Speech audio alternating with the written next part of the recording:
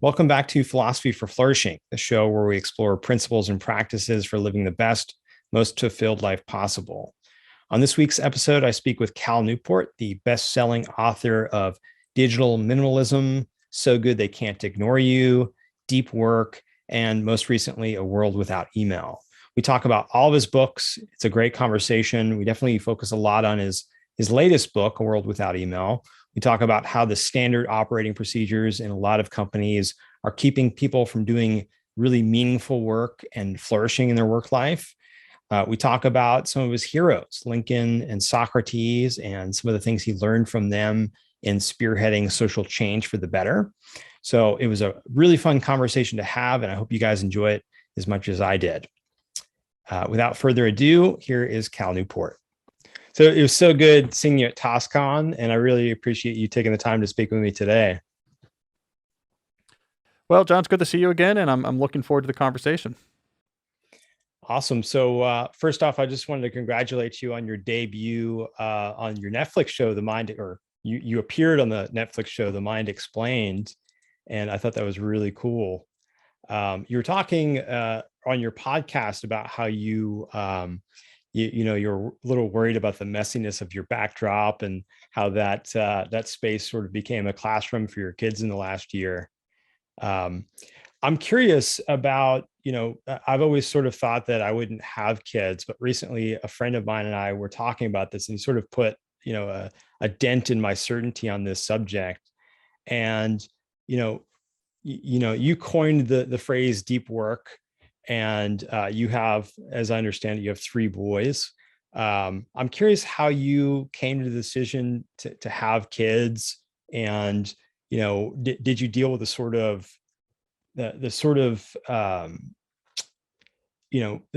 the common objection of, well, this is just going to really sideline my ability to do deep work or do important things in general?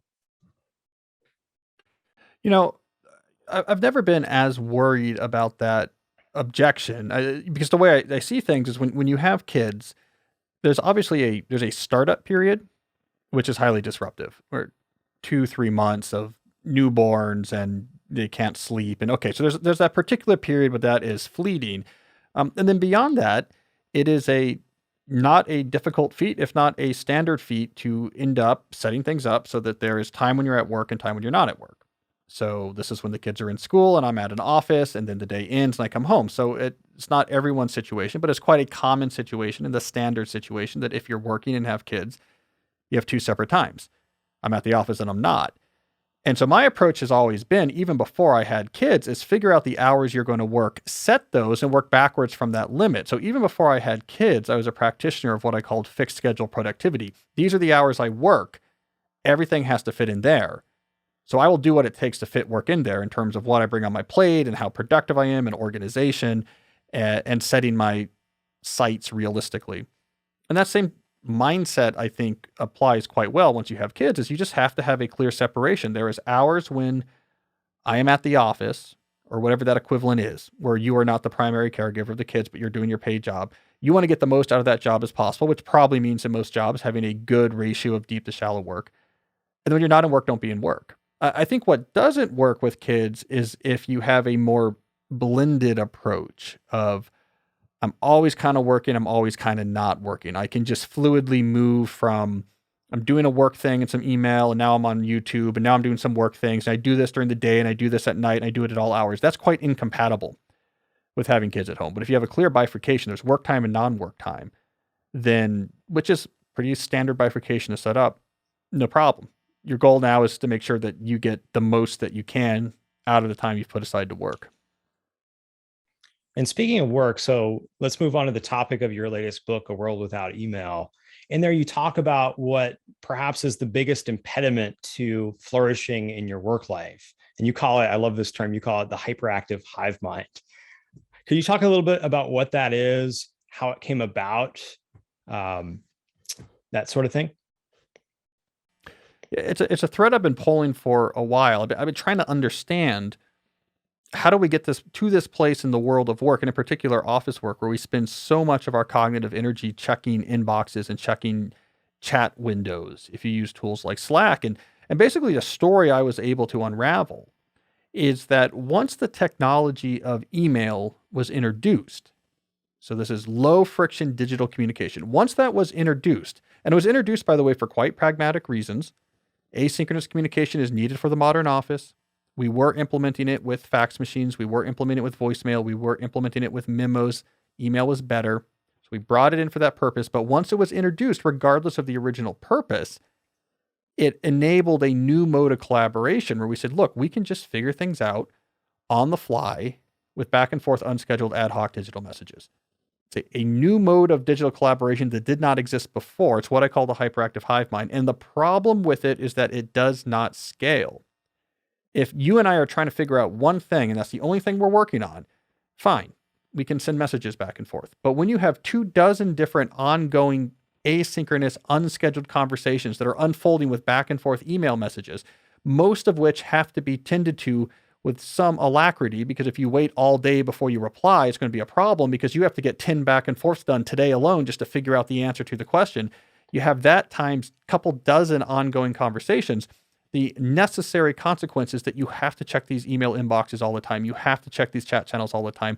The gears of your business depend on it. When we look at people who are overloaded with communication, it is not an issue with them having bad habits. It's not an issue with there needing to be better norms. It's not an issue with they're addicted to email. It is actually a necessary consequence of implicitly deciding the primary means by which coordination and collaboration will happen is with on-the-fly back and forth messages. So I gave that phenomenon a name. I went deep into the neuroscience about why this phenomenon is a really poor way to organize human brains to actually produce value. And I've been doing a lot of thinking about how we could get past it. Yeah, so let's talk about that. How do we get past it? What are some of the principles? And you introduce 4 in your book. I want to bring them to people's attention. So the big picture answer here is the hyperactive hive mind is the problem. The solution is replacing it. Now, that sounds fundamental, but it's not what we have been doing for the most part. When we look at the issue of email overload, why do I have so many messages and why do I check my inbox so much? What we have been doing more recently is trying to address the symptoms without the underlying cause. So we say things like batch your email, write better subject lines, have better norms about don't expect a response to my email after a certain time. But that's like being in the boat that's filling with water and saying, hey, let's have bigger buckets to use to bail it out. Where the real problem is why is all this water coming to the boat? Oh, we have to plug a hole. And so most of my advice, varied as it might be in its specifics, comes back to the same general idea of you have to look at the various things you do on a repeated basis in your working life and say, how do I actually want to implement this? And in particular, how do we do the communication and coordination related to this particular type of thing we do without having to rely on just unscheduled messages sent back and forth on a whim? So it's process engineering through and through. Until you have a replacement method to get a certain type of work done that does not require just rock and rolling in your inbox, you're going to have to check your inbox a lot. So you have to fix the underlying processes. Yeah, people are essentially using their inboxes as their to-do list instead of working from an engineered system, as you put it, really working on that workflow. So, I think that when you bring this idea to people's attention, most people can agree that they feel overwhelmed about their inboxes. They feel almost a constant undertone of just guilt throughout their days about emails piling up. But when you start taking the next step and get into workflow design, you bring up this idea in your book called the locus of control. And it's really important for people to have buy-in to the system that you're creating so that they feel like they're not being told how to work. They have a means of changing the system as you go, and they have some self-ownership in that system. One of the things that I've run into in both my current work and previous work is that at this point, it seems like everybody's got their favorite project management system already. And so it's even just the coming to the agreement on which system you're going to use, whether it be Trello or Asana or Jira, whatever it may be, even that seems like at this point, it's kind of a hard decision. So I'm wondering what tips you have for sort of building the system and choosing a software without violating that basic principle of autonomy in someone's work. Well, I think there's a couple relevant factors here. First of all, you're right. Locus of control is important. There is a strong culture and knowledge work of worker autonomy. It's the way that we explicitly designed a culture around knowledge work in a clear repudiation of what happened in industrial work, where we had the opposite of autonomy. It was actually the de-skilling of labor. A small number of management minds figures out in advance all actions that need to happen and then deploy those actions to individuals to execute them. That was the core idea in the early 20th century industrial labor productivity revolution. And when knowledge work emerged mid-century, there was this idea pushed largely by Peter Drucker that this was different. You weren't going to be able to have one really smart manager figure out this is the way that you make new ad copy campaigns. And it's 7 steps, and we can just hire anyone to do it, and you have to follow these steps. He was pointing out it's more creative and weird and subtle. And so we need a lot of autonomy, which was good in the sense that executing knowledge work is complicated and creative, and it's hard to break down into 7 steps. It's hard to make it into an assembly line. So that's good. The problem is we took that autonomy idea too far. And we said, yeah, and also how work is organized should also be left up to the individual. So it's not our job to figure out how much work you should be doing, where tasks are kept track of, how we keep track of the different status of different projects. Like, no. The productivity is personal. Individuals should just figure out how to manage their own work. And it's in that world of full autonomy that I think we get lowest common denominator systems like the hyperactive hive mind. So we're now in a hard place, because the hyperactive hive mind does not work for us. And we can get into why, but the very short version of that summary is that our mind cannot context shift quickly back and forth between whatever we're doing in these inboxes. That induces a huge amount of cognitive drag and makes it basically impossible to do knowledge work at a high level. So it really is incompatible. So how do we get away from that? These systems are going to require cooperation. And yet we have this culture of don't tell me how to work. Productivity is personal. And so we do have those things clashing. And so this is where, yes, buy-in is important. It is very difficult. As soon as someone feels like you have made a decision that is going to affect the way that they have to behave in a way that might add any inkling of extra effort or obstacles, all of their sirens are going to go off. Like, no, don't talk to me. I'm not going to go to your, web form or have to get an account in Asana and go through it. No way. You're not going to impose that on me. That is human nature. So we have 2 options here. One is the buy-in option. I think this type of innovation should happen at the level of the team. It should be supported at the level of the C-suite, where they say, this is what we're doing. Everyone needs to do this, but you figure out the details. But the actual details need to be figured out on a team. All right, guys, let's all get together and figure out, how do we want to work on client request? How do we want to work on the quarterly white paper reports we produce? What is our system going to be? How do we do this while avoiding unscheduled messages that require replies? That's the main metric I really want us to get away from. So we do it as a team. 2, if you're making a change just personally, do an invisible UI. In other words, on your end, you might have a pretty structured system with which you're keeping track of, here are my open projects and my waiting queue of the projects I'm going to be working on and how I allocate my time. And I have a pretty sophisticated structure for, there's a lot of details I can get into about what's open for meetings and what's not and how I coordinate with people. But you don't have to know about that. You don't even really realize that I am moving you into my systematic way of thinking, because I'm not making you directly engage with a new tool. And so this invisible UI approach is also important, that we don't need the people around us necessarily to log into a specific tool. We could be using complicated tools on our end. We can still direct their behavior towards the more systematic approach that we want. So those are the 2 things. Teams working together. We all agree this is how we're doing it. So if we all chip in, we all agree, all of our lives get easier. And 2, don't make other people use your complicated systems. You use the complicated systems and have an invisible UI that makes your interactions more systematic without them even realize that you've thought this all through and that you're secretly co-opting them into a much more systematic approach. Excellent. So confession here, before we started recording, I had to send you an email. And when I hit send, I sort of felt this twitch of guilt. And it made me wonder about your current email protocol and whether my message went into this sort of IT ticket system somewhere, set up this chain reaction that ended in like a rotting apple landing on your desk or something. What are you currently doing, and how does that work? Well, I mean, I think once we understand the problem, it gives us a lot of nuance for what the solutions will actually look like. So, for example, this idea of there being a system you use for email makes no sense.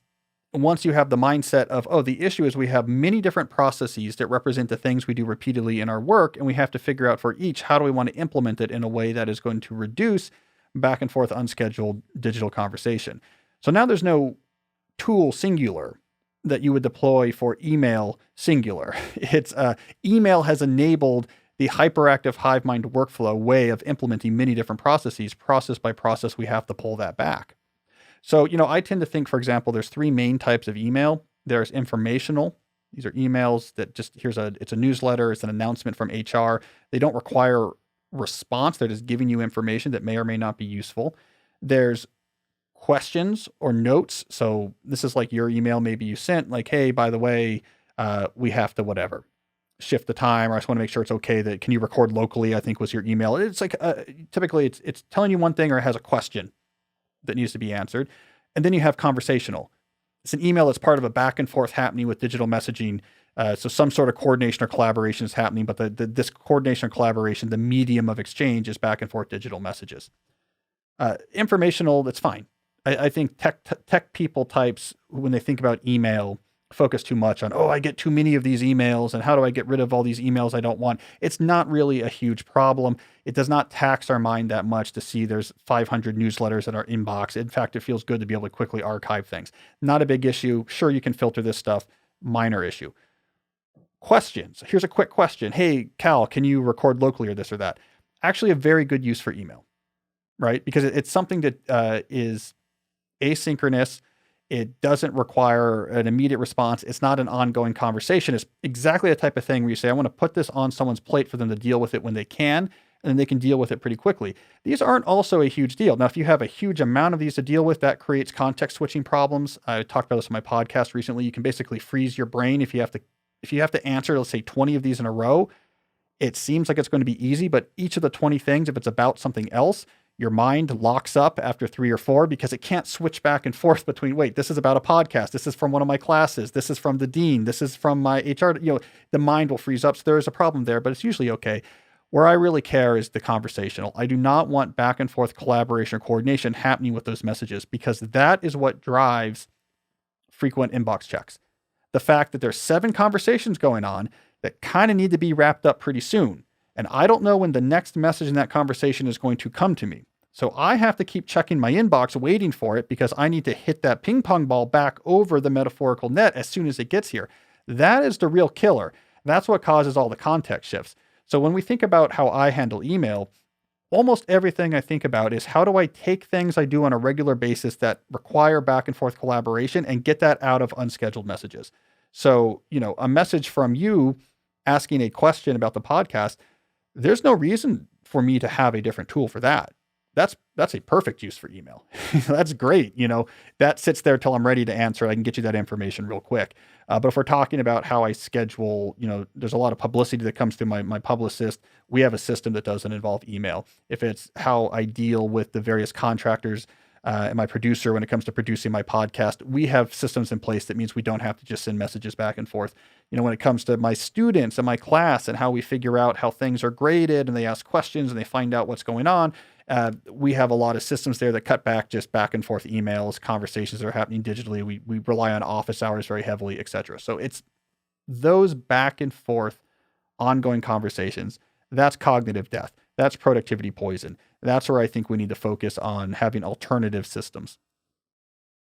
Yeah, you mentioned office hours, also a topic that you brought up in your book, Digital Minimalism. You mentioned,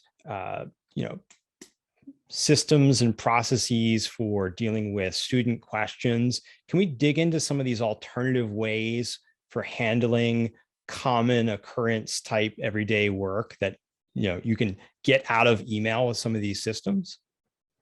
Yeah. Well, so I'll give you three general categories of alternative systems. So systems that are alternative to the hyperactive hive mind for doing collaboration and coordination.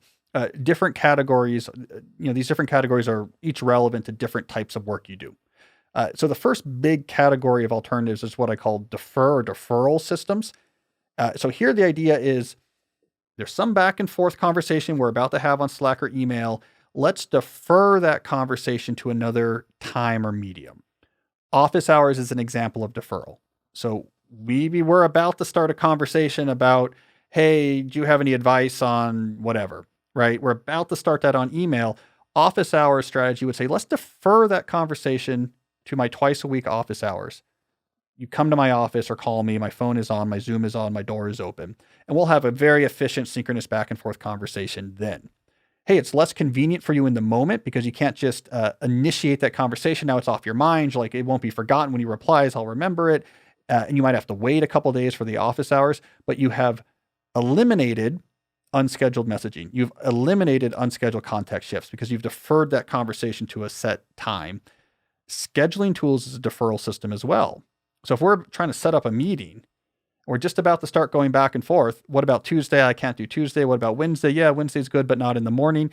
That seems innocent, but a simple meeting scheduling conversation can generate a absurd number of context shifts. The example I like to give is if it's going to take 10 back and forth messages to figure out when we can meet tomorrow.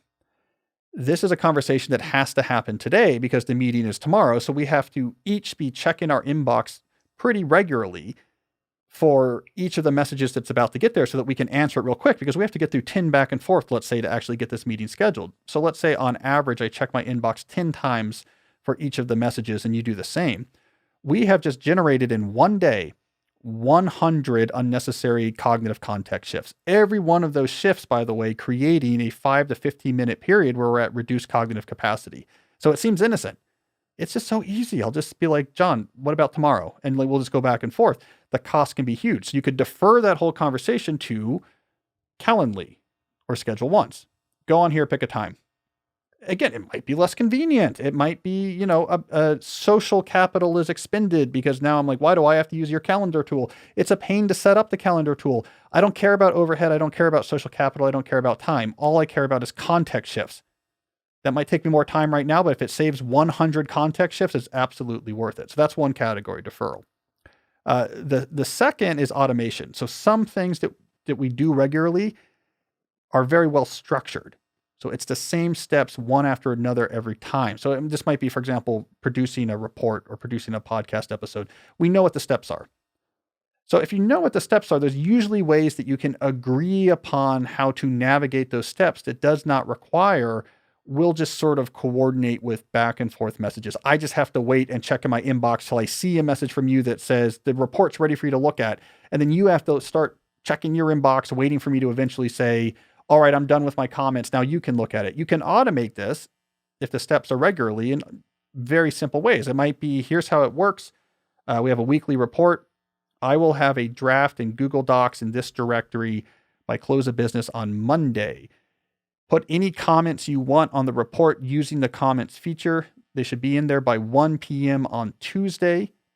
I have office hours at 2 o'clock on Tuesday. So if there's anything that actually is more complicated or you're not quite sure or you're worried about, come to my office hours. That's our final time to talk about it. The designer knows that whatever is in that Google Doc at close of business Tuesday is ready to be moved into the PDF format and published to our platform.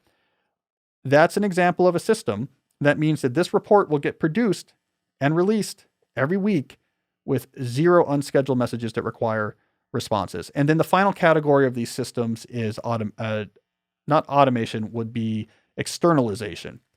Let's take the information and conversations out of these tools like inboxes and move them somewhere else. So this is where you get things like there's a task board where all the information about this project is held and we can see clearly who's working on what.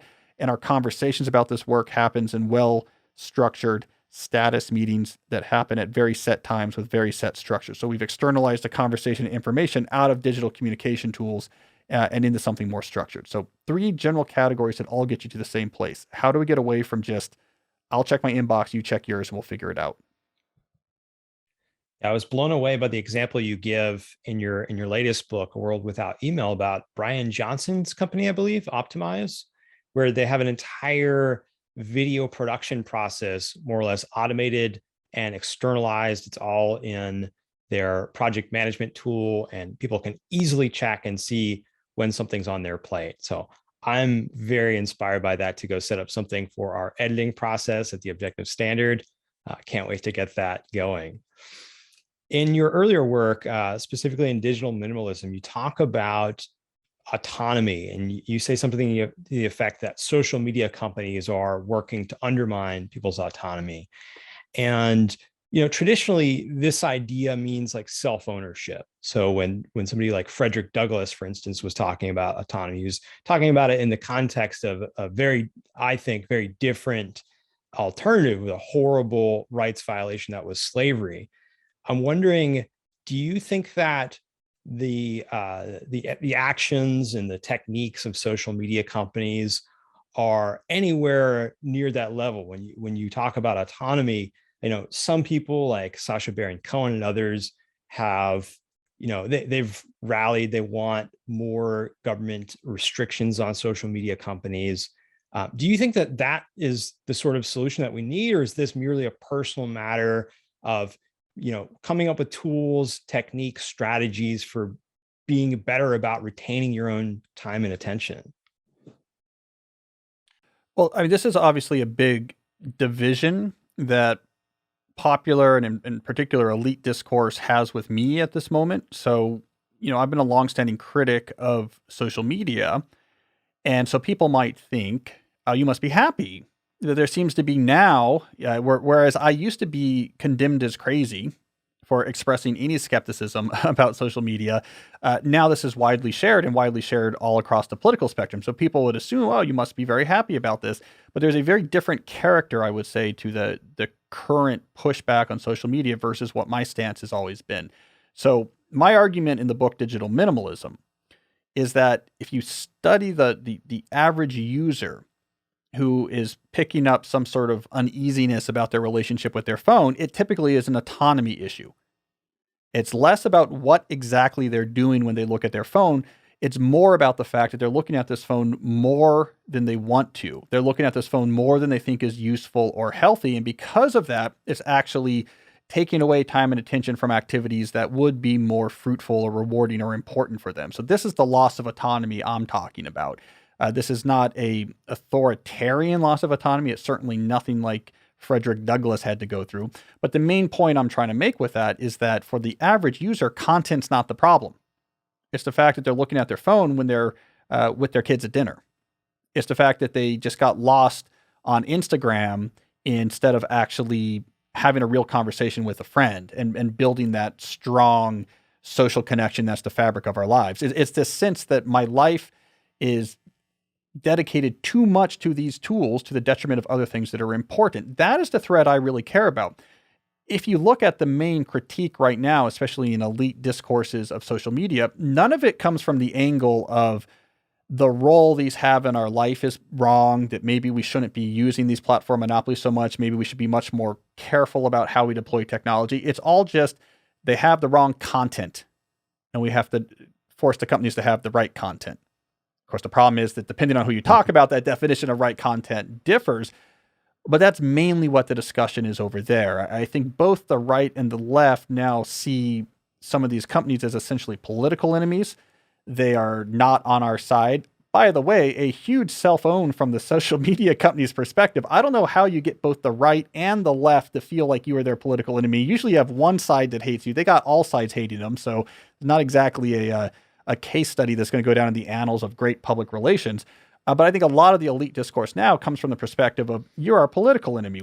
You're not enough on our side about this. You are helpful to people. Any friend of our enemy is our enemy. And that's why we're mad at you. My point is much different. Individuals are uneasy about how much they're looking at their phone. And again, I don't care if it's really compelling puppy videos or if it's, misinformation about microchips in your bloodstream. I'm kind of content agnostic here. The issue I think people have is they're looking at this all the time. And when you look at this all the time, it takes away your agency to do other more meaningful, important things to build a more thriving, rich life. And so that's why a lot of my take on what to do about this issue is very individualistic focus, because that's where we can get the maximum return immediately. You can change your life right now in a way that's going to give you massive return. Or you can say, I will wait for some legislation that's going to somehow get me to look at Instagram less. I mean, it's not going to have a huge material benefit in your life. And the reason why, so I am at odds with a lot of the elite discourses right now, is that they say, what you're talking about, I don't care if it's right or not, it's going to distract people from the retribution we are trying to extract against our political enemies. Don't talk about what individuals can do, because that's going to take people's focus off of being as mad as possible against Mark Zuckerberg. We need to keep everyone on the same narrative. And again, both the right and the left somehow have this same, these are our enemies narrative, which again is very difficult to do, to get both sides that both think you're their enemy. So that's a long answer to the short question, because I think it's really interesting what's happened with this question. So I remain, as I always have remained, those are all issues to be discussed. There's political issues to be discussed and legislative issues to be discussed. Yes, these are big companies. I don't know. It's complicated. I'm not a policy expert. But I can tell you about people's lives right now, which is almost everyone does not want to look at this 150 times a day. And stopping that is, from a utilitarian perspective, going to be a massive win. It's, so anyways, this is where I am on that, is all sides there's a lot of sides to be argued here.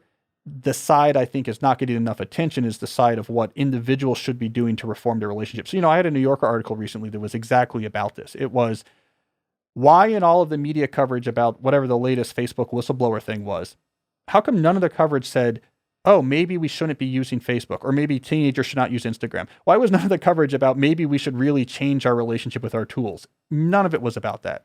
All of it was about Facebook is bad. How can we punish them? I don't love that company. You need to punish them. But how is it that after all of that data was released that was showing potential evidence of teenagers having very harmful reactions to Instagram, that not one major news outlet had a headline or an article that says maybe we shouldn't let teenagers use Instagram? So anyways, again, I tend to go on rants about this, but that's the hill I've been slowly dying on. Well, I think we have a lot of agreement on that subject. I think it largely comes down to personal decisions and how much are you really thinking about how you're using these things, and are you doing what's best for your life? Social media also reminds me, maybe somewhat bizarrely, of a comment that the micro sculptor in this Netflix show made. I think his name was Willard Wiggin. And it's really interesting. Everyone should go watch it. He is known for, he's got a Guinness World Record for creating the smallest statues ever made. And one of them is a bicycle and a piece of hollowed out hair from his beard. But anyway, he said in that he doesn't really get pleasure from doing the work, and that he primarily gets pleasure when he sees people's reactions to it. And this reminded me of the craftsman mentality that you bring up in digital minimalism, and it really just kind of runs throughout your work. It's this craftsman mindset. And part of my theory, I'd love to hear your thoughts on this, is that what social media does in part is it enables those who are most prone to sort of deriving self-esteem primarily from the reactions that they can elicit from other people. And the craftsman, by contrast, is one who loves what they do, and they have standards and values that derive in part from their work, how good their work is, and what it brings them. So I'm curious what you think this effect of deriving your self-esteem from outside sources is having on this popularity of social media and what it's doing to people's lives. I mean, I think that's part of it for some part of the population that's heavy social media use. I think that's definitely an aspect. I had a riff on this in my book, Deep Work, where I talk about the collectivist nature of social media, by which I meant part of their big business plan was figuring out a collectivist approach to attention. So typically in a sort of pre-social media digital world, attention was a by which I mean people paying attention to you, a very desirable resource. Obviously, we like positive attention. It means that you have good standing in your tribe. We're wired to really enjoy this, but was very hard won. Right, it's very difficult, right, to get people to be in that sort of leadership position where people are paying attention to you positively.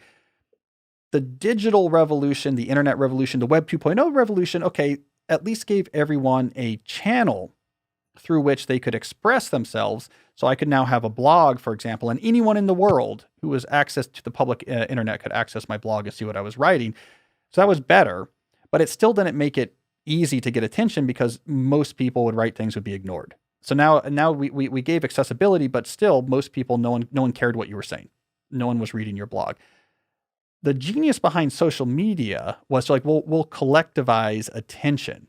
So you no longer have to really earn someone else's attention. What we'll do is just have an agreement that if you pay attention to me, I'll pay attention to you. And to me, this was what the early days of, let's say, Facebook or the early days of Instagram, this is how that got jump started as partially being such a big product, is that the way we used to use those tools was I'll post things that, again, 10 years ago, if you posted it on a blog, no one in the world would look at it. No one would care.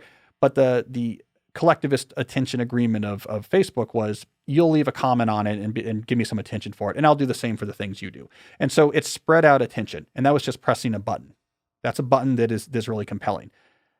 I do think social media actually evolved past that. There's this big split that happened around 2012 to 2014. Facebook led the charge here, where they realized that this model was not generating enough user engagement minutes. So it was compelling to get attention from people, but it was largely people you knew, and it didn't draw you that enough to the service.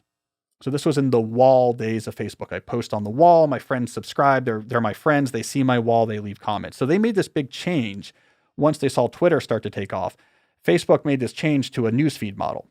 And when they made that change, they said, we're going to find other buttons to press that are going to get people to keep looking back. So if, 2009 to 2013, the button they're mainly pressing is like, someone liked something. My cousin liked what I did, and I had a little witty comment, and someone said that's smart. It really changed by 2014, 2015, as everyone shifted to a newsfeed model.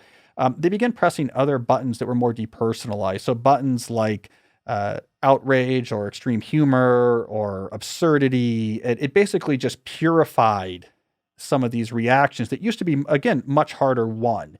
The really experience something that was absurd and subversive to reality in a way that like caught your attention and made you laugh. It might have been you had to go to a theater or wait for Monty Python rerun to replay.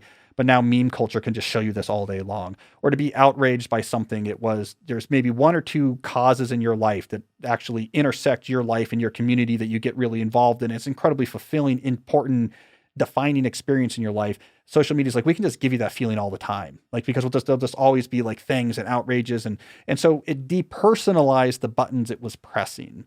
Entertainment, it was, it used to be, I waited all week to go see this movie and it hit these buttons. Now there's just always something this newsfeed will select for you that presses buttons of novelty or amusement or it's sort of treacle emotionality. And so I think it moved on to pressing more depersonalized buttons. And to me, it's like the equivalent of what happened with junk food and our hunger drive. It's taking real drives we have, but if you subvert it and give a sort of cheap, purified form that generates the satiety really quickly, we get unhealthy. And so that's my theory about what happened with social media is it used to press that button of just people paying attention to you. I think the vast majority of users now are not active, even though the vast majority of content is generated from a very small number of users who are very, very active, what we call very online people. I think for most people, it's that social media is just very good at finding these deep buttons that are fulfilling and saying, we will go right to pressing that button. Just like heroin can give you that burst of just feeling great about the world without you having to actually have, done and accomplished things and been in one of those rare situations where you feel great about the world. Like we can just get straight to pressing those buttons every time you look at the screen without all of the actual work and effort that's involved traditionally in generating these responses. And no wonder we can't keep our eyes off of it. So you're famous for having never had any social media accounts. And I'm curious how you balance the need to bring attention to your work, the desire to bring attention to your work, which deserves attention, um, with this battle with the attention economy? Look, creators who are creating great things do not attract audiences because they tell their audience on social media about what they're creating. It's just a myth. That's not how it happens. Yes, social media is involved in spreading ideas or spreading good work around, but that's typically other people talking about your work. I mean, this idea that the way that, your book is going to be a bestseller is because you have a lot of Twitter followers and you tell your Twitter followers, buy my book. That's just not the way. That's not that important. That's not that important. So I go back again and again to the most important piece of professional advice I ever came across. And I titled a whole book after this piece of advice, was Steve Martin, Charlie Rose interview, 2007, I believe it was. They're talking about his memoir, Martin's professional memoir, Born Standing Up. And Rose asks Martin, what advice do you give to aspiring entertainers? And Martin said, the advice I always give is never what they want to hear. They always want to hear, here's the secret to catching the attention of an agent or whatever. But what I always tell them is be so good they can't ignore you. If you do that, then good things will come. I built my whole life around that. Just work on your craft, work on the best possible ideas you can come up with, produce really good stuff, repeat. And if an interesting opportunity comes up, assess it and go after it if it seems like it's going to move you in the right direction. Just do that. It's like a head to the grindstone type thing. People will find your work, And hey, maybe people will talk about your work on social media, but this idea that no, you have to work to build up some big audience and all the cognitive cost of having to deal with all these people and this person's upset at you and this one's not and trying to keep up with all of this. And that's somehow going to be the secret to you being super successful. It's not. If something's really good, it will move. People will read it. If it's not really good, it doesn't matter how many Instagram followers you have. It's not going to go very far. Yeah. I love So Good They Can't Ignore You. It's one of my favorite books. And in that book, you talk about how follow your passion is really bad advice. The alternative, what you need to do is build up career capital that will help you see the adjacent possible and eventually develop a mission. And in that book, you mostly talk about Party Sabetti and a few other people, because at that point you were still sort of launching your teaching career. And this was 9 years ago now, probably 10 at least, that you were writing this. So I'm wondering, in that interim, what have you learned about purpose? Has any of that stuff, become outdated, or is there anything in that whole formulation that you disagree with now, or have you learned things that really just reinforce what you wrote there? I think especially my ideas around mission are more important now than they were even then. We have different issues. Back when I wrote that book, which was, 2010, 2011, that's when I was largely writing it. We were at the tail end, I'm an old millennial. So the millennials was the first generation that was raised with the idea to follow your passion. That phrase does not emerge into common usage until really the late 1980s or early 1990s. So that's when, I was entering middle school in the mid 1990s. So we're the first generation to be seeing it. So when I was writing that book, I think the biggest issue is that people were really obsessed with this idea that there's one true thing I'm supposed to do, and they get really upset when they couldn't find it. That's actually diminished a little bit in our culture since then. I think Gen Z is not as immersed as the millennials were in this idea that your work is the full provider of your worth and happiness. And the only way it's going to provide this for you is if you're courageous enough to match your job to a intrinsic pre-existing passion. Gen Z doesn't hear that as much, but Gen Z, I think, is really awash in wanting to have a mission-driven purpose in their life and not knowing how to get that. And so they simulate it with, let me join a tribe on Twitter and yell on Twitter, which doesn't feed what they're looking for. And so the main idea I had about mission in that book, in So Good They Can't Ignore You, was that if you study people who really do have life-defining missions, you realize that the hard part is figuring out that mission. They're not easy to find. You can't just in your summer after your senior year of college say, I'm going to go to Europe and backpack and figure out my mission. Actually, meaningful missions happen, as you alluded to before, typically in the adjacent possible, just beyond the cutting edge of some field. You get to the cutting edge of some sort of skill, some sort of field, some sort of topic that you can master. And when you're at that, only at that cutting edge, can you then look into the space of possible configurations beyond you and see the new combination of configurations where a true mission can emerge. In other words, you can't change the world until you've mastered a skill that allows you to see the next new way that you could potentially change the world. And I think this is more relevant today than it probably was even back when I wrote that book, is that you're not going to find your life-changing mission just through a little bit of reflection. You're not going to find a life-changing mission by seeing what's trending on Twitter. You're not going to feel like you have a life-changing mission if you just join a pre-existing mimetic tribe and do pylons.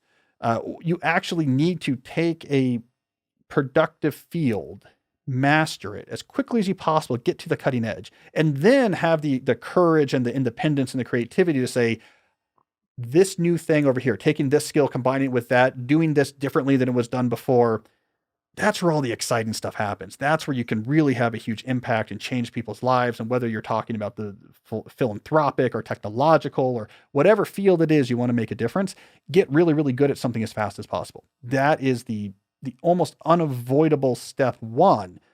And I don't think we talk about that enough these days. So you're really good at a lot of things, and you're obviously good enough as a professor to have already really moved up in that field. You're also an excellent writer. Do you have a unifying mission that you think bridges both being a computer science professor and a writer? Well, I mean, first I would reduce a lot of things to two things. And I chose those two things, how old am I now? 20 years ago. Over 20 years ago. So I'm a little past the 20-year anniversary of first laying out, these are the two things I'm going to put all of my energy into. And I think if I do that and try to be so good I can't be ignored, that advice hadn't been said yet at the time, but implicitly, I think cool opportunities will happen. And I'll be able to do innovative stuff and interesting stuff and find missions, etc. And those two things was computer science and writing. I laid those chips on the table as a sophomore in college. I said, okay, I'd been in sports in my freshman year in college. I was rowing crew. I had a heart condition. I had to leave the crew team. So I sort of had this moment of, let me start over. I said, here's what I'm going to do: computer science and writing. And I got very serious about my computer science studies, and I got very serious about writing for campus publications. And I just stuck with that. I've stuck with that for 20 years. Along the way, it's opened up lots of interesting opportunities and new places to go. So like right now, I think there's a nice unifying mission to my work where I've written 3 books now. My last 3 books were about the impact of tech on culture in various ways. I'm a technologist as an academic. So increasingly my academic work is also, I can be thinking academically about the impact of tech and culture. The university where I work is shifting towards a mindset of they want to be a center of excellence for thinking about these issues and digital ethics. And so everything is kind of coming together, and it makes a lot of sense that I'm a public thinker who, through writing in particular, tackles these issues. But for the last 20 years, it was just, let me choose 2 things. Now, choosing one thing is probably even better, but I wanted to have some sort of balance. I think 2 is possible. 3 is too many. 2 is possible. They give you counterbalance. So when I was not feeling great about CS, I'm newly arrived at the theory group at MIT, and am just, getting my hat handed to me by brains so big that, there's gray matter enters the room 15 minutes before the rest of the body, right? Just like boom. So when I'm feeling down about that, I was like, yeah, but my book just came out and I feel good about that. And then when I'm feeling down about my writing, I had long periods of my writing career where I just was stuck and frustrated. I could be like, yeah, but you know what? I also have the CS thing going. I have some momentum and I'm publishing some papers, and, I think I'm going to get an academic job. And so I use 2 things as a counterbalance because both of the things I was doing happened to be in incredibly competitive fields. And so I knew there was going to be a lot of punches to the gut, and that kind of helped to have that corner man going. So that's why I did 2, but I don't do a lot of things. I do a very small number of things, and I stick with those things through ups and down year after year, very careful about distractions. I don't know about the social media stuff. Forget it. I don't know about, let's just focus on these things and just go, go, go, go, go. And that's been my guiding light. That's so interesting. I could ask you all day just questions about writing and how you got into it. And I know you started at Dartmouth. You said in Digital Minimalism, I think it was, that you were writing something else and then you interrupted that project to write that book. And I'm curious, a couple things, like more specifically, what was the book that was put on hold? Was it A World Without Email or something else? And then more broadly, how do you decide what to work on? Yeah.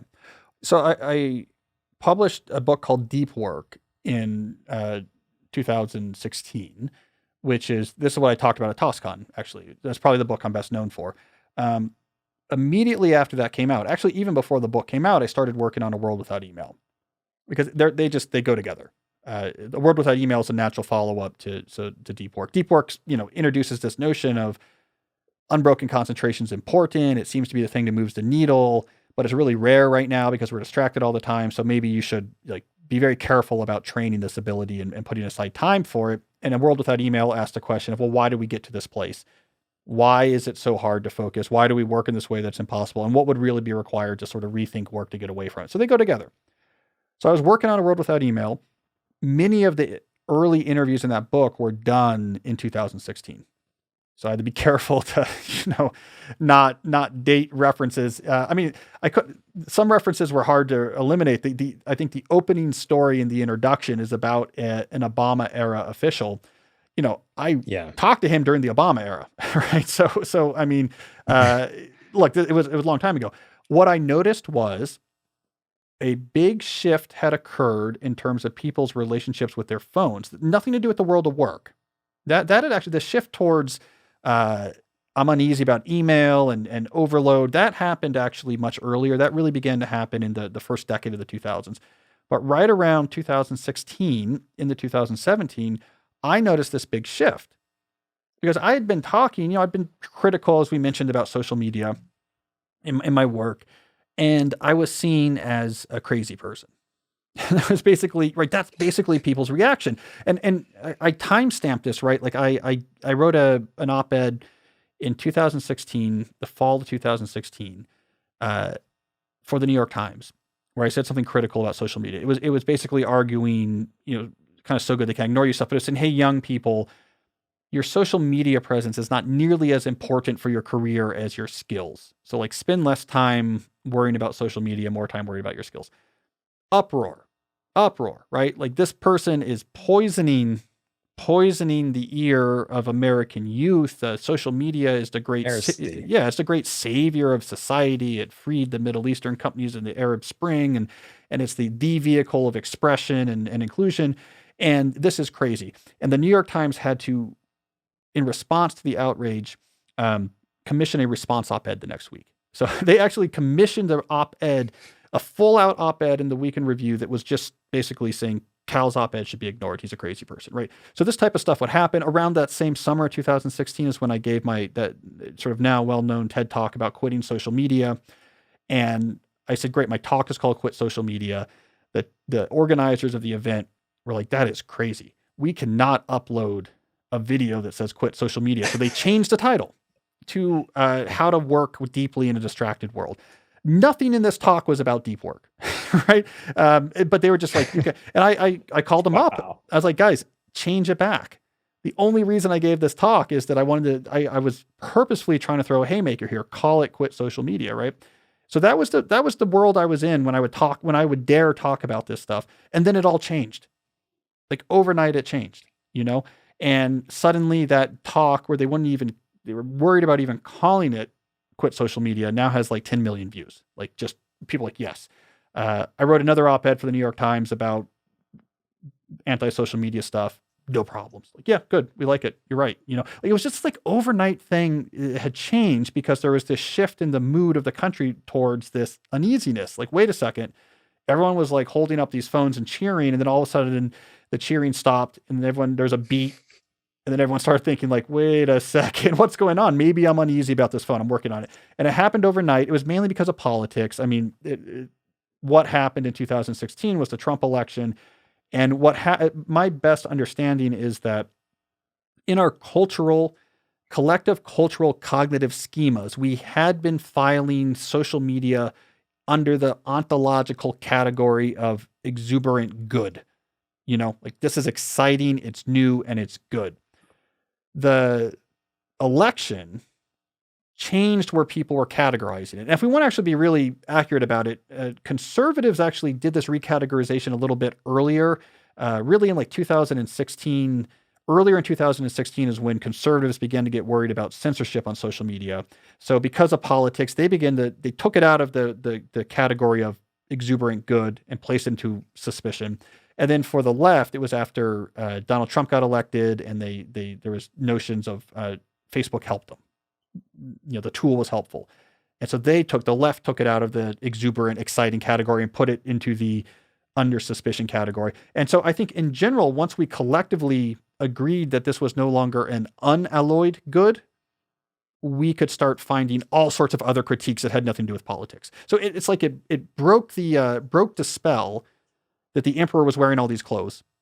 And once we realized he wasn't, all these other bad things about the emperor we began to notice. So that's what happened in that year, that fateful year of 2016 into early 2017. And so I said, look, I got to write about this. This is huge. This is affecting like everyone in our country.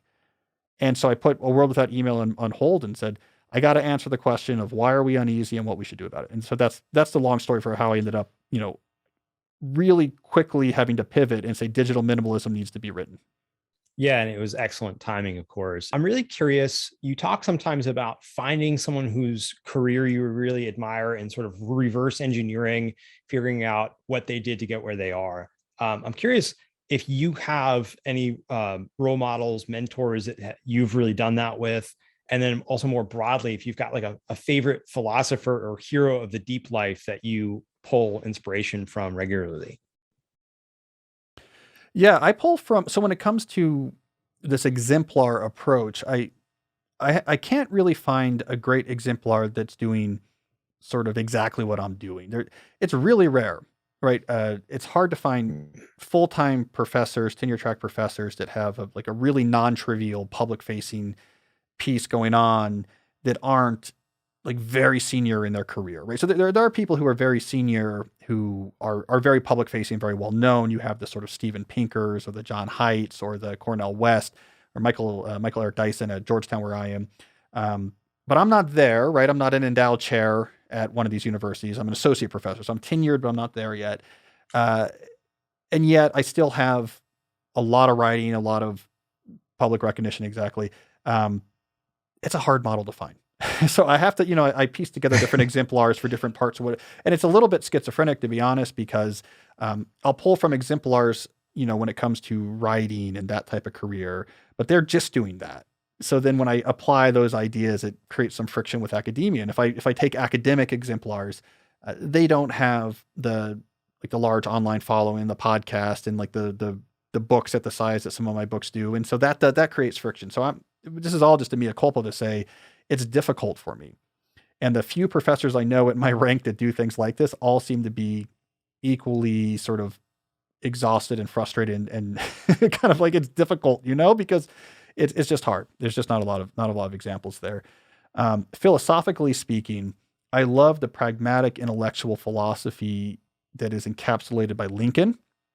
In particular, I think there's a real influence on my work of his type of very, purposive intellect, where he would pull out principles and sort of understand very well principles, but then also understand how those principles apply in the real world, and had this utilitarian ethic of figuring out, how do I make progress on that? Not what's the purest thing I could do? Not like what's the most unalloyed, clean expression of this principle incarnate that I could possibly implement. It's not.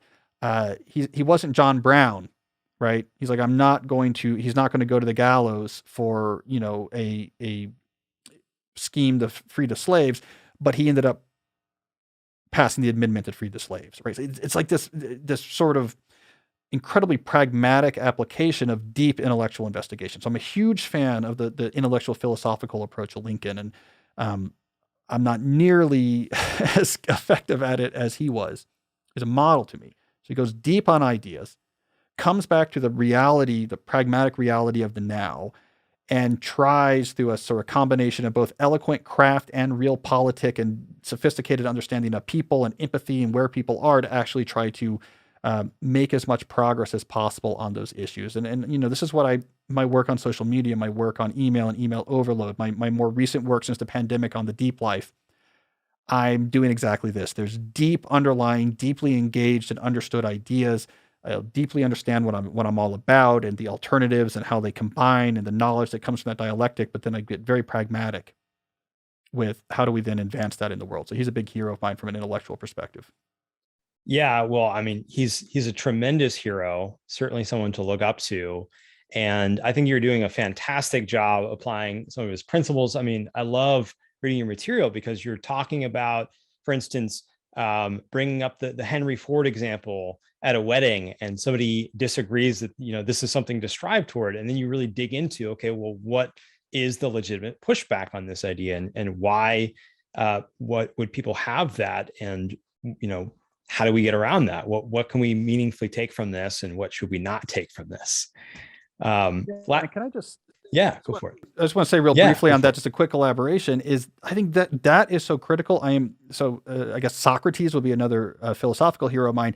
I think the dialectical method is so incredibly effective, and it dismays me the culture we've created now that makes that a very difficult approach. But I am such a believer is that if you want to enhance your conviction, if you want to solidify your conviction, if you want to nuance or superpower your ability to understand and apply your convictions to the world, you have to slam headfirst into the best possible counter arguments and alternatives. It is in that collision that really deep, sophisticated intellectual growth happens. This is what Lincoln did. He was, this is the Lincoln's Douglas debates. Let me throw myself full speed into the full opposition. And it is in that collision that the sophisticated ethical foundation on which the Emancipation Proclamation and eventually the 13th Amendment, that's where it came from. And I think today we're afraid of that.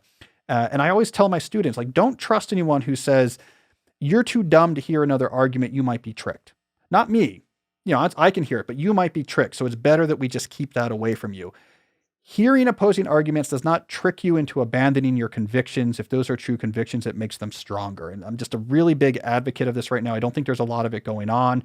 I think when you move discourse away from interpersonal, analog, in-person, community-based discourse to these weird, abstracted, digital, social media mediated discourses, it becomes much harder to do that. So I'm just going to throw in a big plug for that. If you feel strongly about something, you should strongly pursue the smartest people on the other side. You're not going to be tricked. They're not going to trick you into saying maybe slaves aren't so bad. It's actually going to give you the intellectual firepower you need to actually maybe free those slaves one day.